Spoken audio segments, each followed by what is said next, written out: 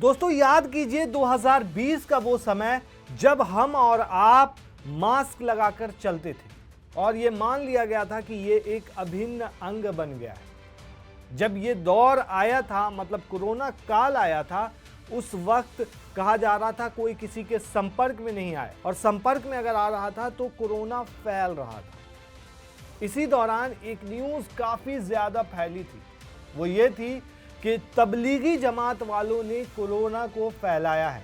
ये सीधे तौर पर आरोप लग गया था और आपने देखा होगा हर मीडिया चैनल पे यही चल रहा था। चिल्ला रहे थे और बता रहे थे कि तबलीगी जमात ने ही फैलाया है कोरोना।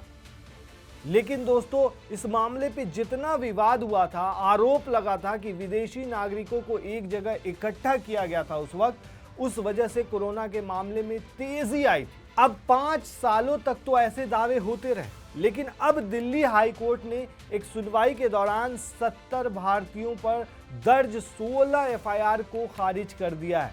यानी कि 70 मौलाना जो थे, जो 70 मुस्लिम आरोपी थे इसके, उन पर से ये आरोप हटा दिया गया है। जोर देकर कहा गया है कि मौजूदा तथ्यों को देखते हुए इन मामलों को और ज्यादा आगे नहीं बढ़ाया जा सकता।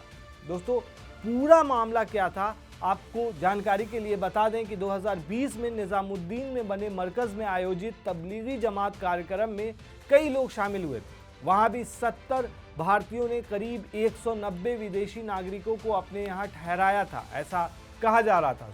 उस समय इस बात को लेकर जबरदस्त आक्रोश था कि सोशल डिस्टेंसिंग के दौर में इतने सारे लोग एक जगह इकट्ठा हुए थे। इसी वजह से दिल्ली पुलिस ने भी तब आईपीसी की धारा, महामारी रोग अधिनियम, आपदा प्रबंधन अधिनियम और विदेशी नागरिक अधिनियम की कई धाराओं के तहत केस दर्ज कर दिया था। यहां तक दावा हुआ था कि लॉकडाउन के नियमों को नहीं माना गया, लेकिन अब उसके बाद जो फैसला आया है वो उन 70 लोगों के पक्ष में आया है। मतलब इन लोगों ने कोरोना नहीं फैलाया था।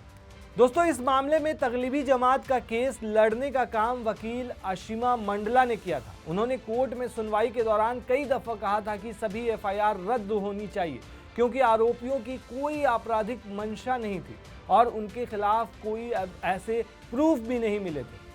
दोस्तों अब ये भी समझ लीजिए कि तबलीगी जमात क्या होता है। दरअसल तबलीगी का मतलब होता है अल्लाह की कही हुई बातों का प्रचार प्रसार करना, लोगों को इसके बारे में बताना। जमात का मतलब होता है लोग, यानी समूह। मरकज का मतलब होता है मीटिंग या बैठक की जगह। तबलीगी जमात से जुड़े लोग पारंपरिक इस्लाम का अनुमोदन करते हैं और इस्लाम की बातों का प्रसार करते हैं। ये एक सुन्नी इस्लामी मिशनरी मूवमेंट है।